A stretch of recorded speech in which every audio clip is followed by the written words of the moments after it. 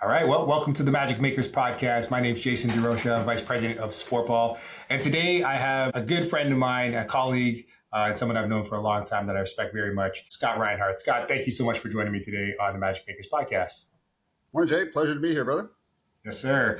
Well, Scott, this is probably one of the most anticipated conversations for me because obviously, we've known each other for a long time. You have had such a unique journey being the franchise owner of, all of Atlantic Canada. I know that you recently brought on a new franchisee in Newfoundland, graciously and generously gave up a portion of Atlantic Canada, and now we have franchisees in Newfoundland. But yeah, I would love to just to talk shop, talk a little bit about your journey at Sportball, some of the takeaways from you, the pain points, the challenges, the outcomes, and the successes that you've had over the years. So if you're game, let's get into it.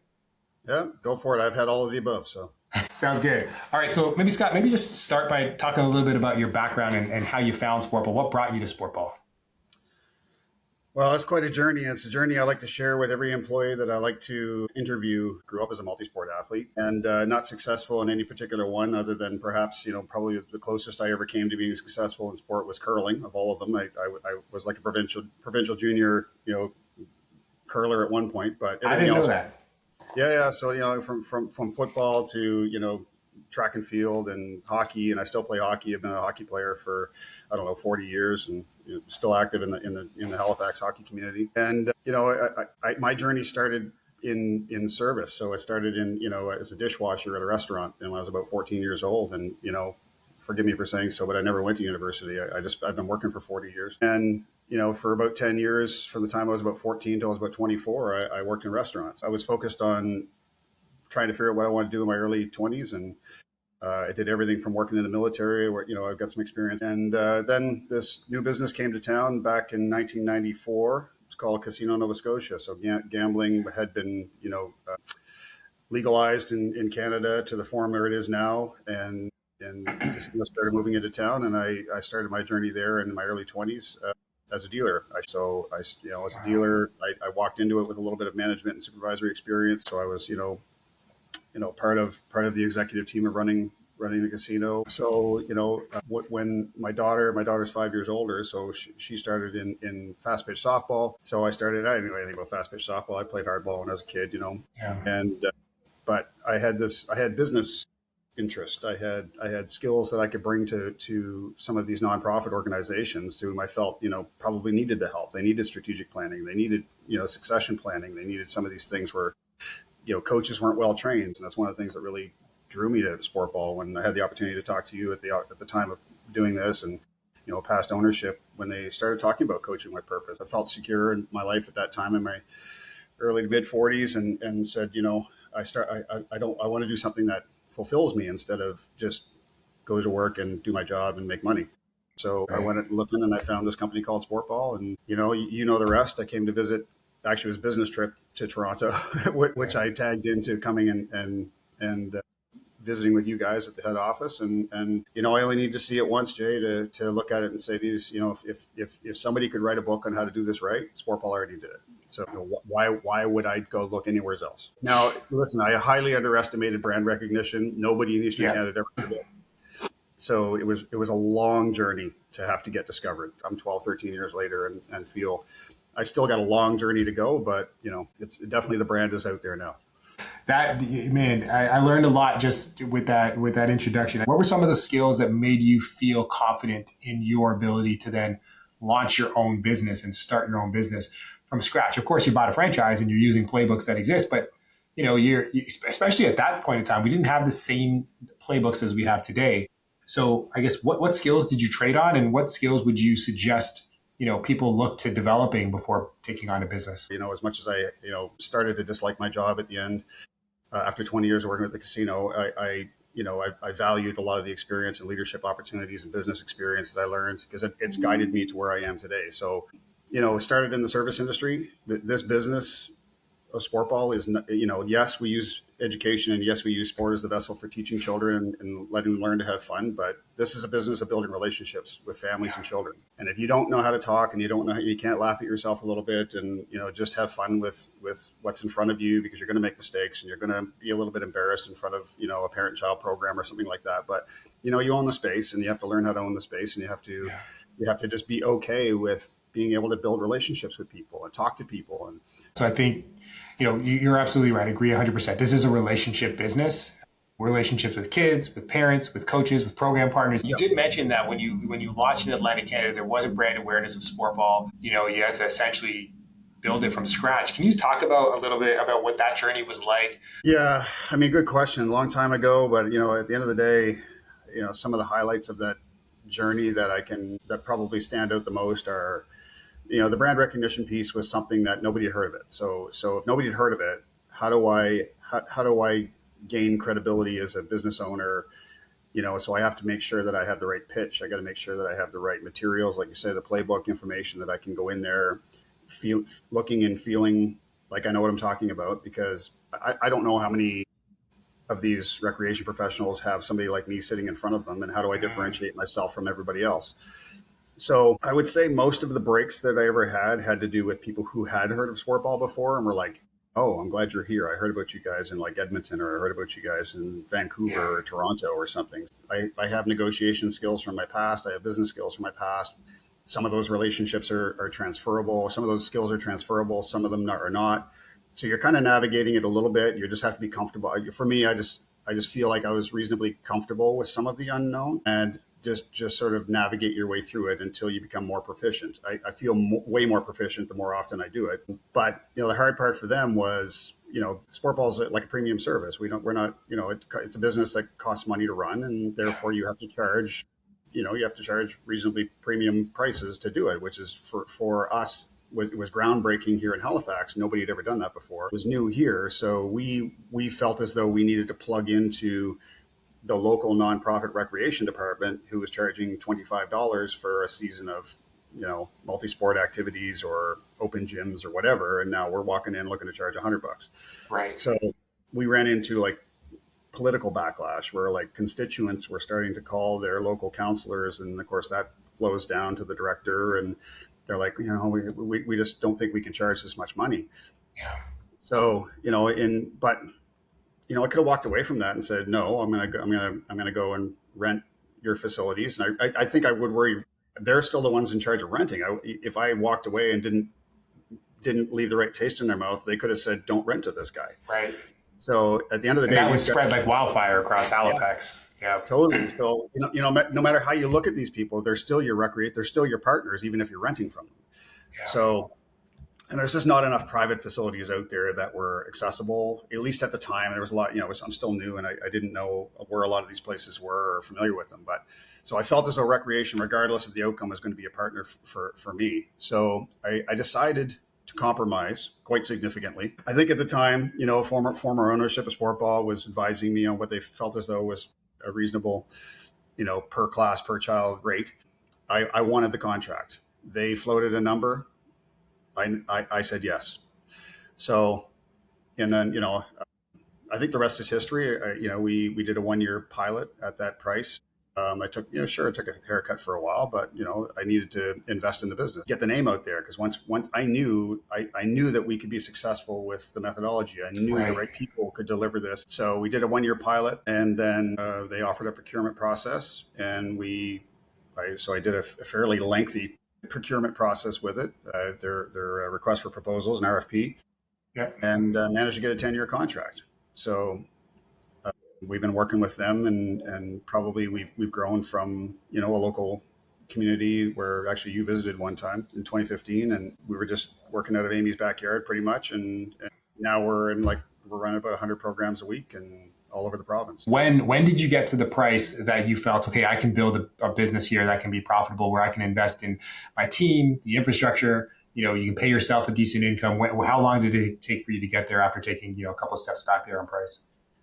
Well, I'm sorry I have to say this, but there's pre-COVID and post-COVID, but two are a completely different ecosystem and landscape as far as I'm concerned. Absolutely. These had to change before and after. So it probably took me 5 years to get to a point where I was able to, stop investing from out of my own pocket, but to actually being able to recover.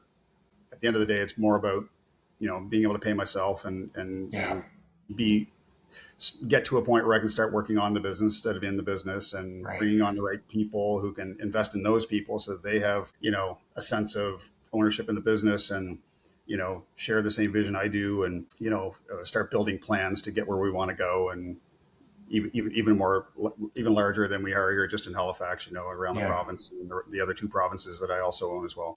So I guess when you're going through tough times like that, and you as a leader, you have a vision, and you have to bring everybody along with you, but you also have to find motivation and incentive just to get out of bed and fill your cup and give you energy.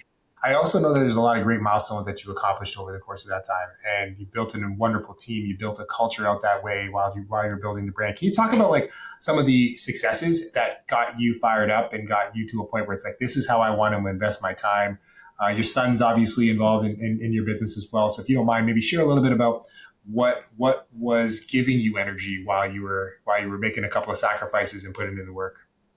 Well, I mean, the number one piece, and you share this as well, is just making a difference in the lives of children. So, but Yeah. at the end of the day, I also am building a business that I feel as though I want, I would love my family to be proud of. I would love my children to be proud of. I had a difficult journey through both my siblings passing away young at 39 and 40, and I'm the last one. And, I moved my parents in with me a few years ago. And they're, I feel like my job and duty in life now is to outlive them so that they don't have to bury another child. But so at the end of the day, I also want to make them a little bit proud of who I am and what I'm able to accomplish. And along with that comes my kids. And I first got my daughter involved. She was 5 years older than my son, but my son really loved it. He's a very sports minded kid. He's been involved in everything. And I think I started getting him involved when he was like 15 or 16, just to come and tag along with me and watch and put a jersey on him and make him feel important with a whistle. And anyway, and then by 16, he was like a lead coach. And then here he is, he's like 21 now, he's a master coach. And not only is he coaching and responsible and third year engineering student at Dalhousie, he's also taking his engineering degree and helping me build his business or build the business, because those are the skills that he actually has. So, and he's doing a phenomenal job at it. So I'm very proud of him. But I also know he's very plugged into this business. He loves it. And of course, I'm building a business that I would love to be able to turn over to my kids at some point and say, here you go. It's all yours. You mean, so coaches, your own kids, the impact that you've had in that community to hire and train and support so many other coaches who are also looking for, like, university and college kids just trying to figure out how they want to spend the rest of their life, and to get there to work with kids and to earn an income. That's a huge reward for me as well. Can you talk a little bit about that? Like, what's hiring and training like, and how do you build your team and your culture out in Halifax? So, we've tried a few different things recently. Instead of trying to go through a multiple process of screening and making sure you're setting expectations for everybody well in advance so they fully understand what they're getting into, sometimes that takes time. So, I tried to do something different this time. Just recently we did a hiring fair. We decided to bring everybody in and just bring them in, do over 2 sessions. We had about, 15 candidates come in over 2 sessions and give them an orientation, tell them who we are, what we do, is tell them some of the stories I've already told you today, and get them to buy into some of that, then move them into a quick mini interview, which is again just relationship building discussion, and then put them upstairs and into a practical piece where we show them how to do it, give them some options that they can plan their own little mini session, 5-minute session, and they all get to sort of play that role. You talked about some of the successes of the business, and I can tell you probably the biggest. This is going to be strange because when I said pre-COVID, post-COVID, COVID was actually the biggest builder of our business. And if I were to say one thing I was most proud of, it was how we navigated those waters. And, our main competitor here, Little Kickers is in town now, but they're not a huge component. We've been, basically the boss around here a little bit for a long time, operating without competition other than recreation. So we made recreation our partner so that it was a little easier. But all of those shut down during COVID, and it took a long time for me to navigate the waters and work with provincial health and figure out what restrictions are, how do they apply to me, how can I get back to work. I need to get my business going, or you don't want to see small businesses shut down, do you? That kind of thing. And so they pretty much told me what I needed to do, and I was the only one operating. and recreation offered the opportunity to expand all of the age groups that we originally worked for. We only worked with them from 16 months up to just before the 5th birthday. That's all they allow us into. Yeah. But during that time when they weren't offering anything, they let us go for up to age 12, right up to our full programming, and they would advertise for us. So it took our business from, flat and growing steadily to like escalating relatively quickly and creating all of this awareness, like, who are these sportball people? I'd never heard of them before. And oh my goodness, there's nowhere else to go but here. So I'm going to go to see them. And that just created this captive audience of people that just generated this huge boom of word of mouth that then I was like, careful what you wish for, because I don't have enough staff to fill all of the work that I got coming out. So anyway, yeah, I just wanted to mention that because that was something I was really proud about, doing all the work it took. Yeah, you hung in there and rebuilt, and not a lot of businesses can say that, business owners can say that, and not because, not for the lack of trying, but that was a challenging time for everybody. Which kind of leads into my next question, Scott. Like, if you were somebody watching this that, is intrigued by your story, intrigued by Sportball, and is on the fence about, joining a business like Sportball or buying a franchise or being awarded a territory, what are some of the things that you would suggest they do to verify or validate whether or not, they're the right fit and whether or not Sportball is the right fit? What are some of the recommendations that you would make to them? Good question. I mean, I guess the only things that really come to mind is, making sure you have this values alignment with the business. It's really important that if you don't have an interest in working with people and children, then that's an immediate prerequisite. Obviously, you have to do that. I think if you were to say, I just want to buy a business and let somebody else run it, and that you need to be hands-on, feet on the ground. You have to share that passion, because you're going to be the face for a long time until you can nurture and cultivate somebody else who can help you do that. Scott, what's the vision here? You've built this really awesome business now, and your journey has been, like none other in so many ways, but you've been able to build this wonderful, thriving business. What's the vision for Atlantic Canada? Well, it's taken me longer than I anticipated to expand beyond into other territories that I, have the ability to expand into, being New Brunswick and PEI. So all of the plans I have now are all about solidifying our current base, making sure we have enough trained staff in place so that when it comes time for me to start to execute some of that plan. So, the next piece is to solidify the base around employees and get the hiring, recruitment, training in place. And then it's a matter of jumping into, Moncton and Fredericton and Charlottetown, because those are the next steps. I got a fun one for you, Scott.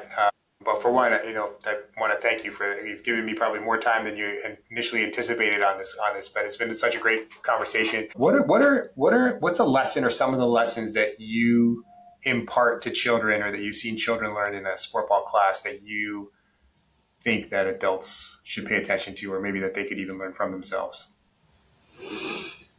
Well, probably one of the messages I say to families all the time, usually by the end of the season, or you're at the end of the season, you do like a parent participation class, and you're finishing that off, you give out your ribbons. I'll usually tell families, I hope you noticed a difference. I know I did, but probably one of the biggest skills they've learned is to listen, focus, follow instructions. And that's a transferable skill way beyond sport. Yeah, I'm right there with you. And all of those skills that we learn in the first, I would say 0 to 12 years of our lives, which is a really short, if we're fortunate enough to have a long life, it's a really short amount of time that we spend as children. And for the majority of our life, we're trading on the lessons that we learned in our formative years. So I agree 100%, developing those social skills, developing a passion for healthy, active living. I think those are skills that are going to service you at every decade that follows it. So that's awesome. Well, thank you so much for your time this morning, Scott. Really, really appreciate it. And we'll talk again soon. All right, brother. Take it easy. Yes, sir.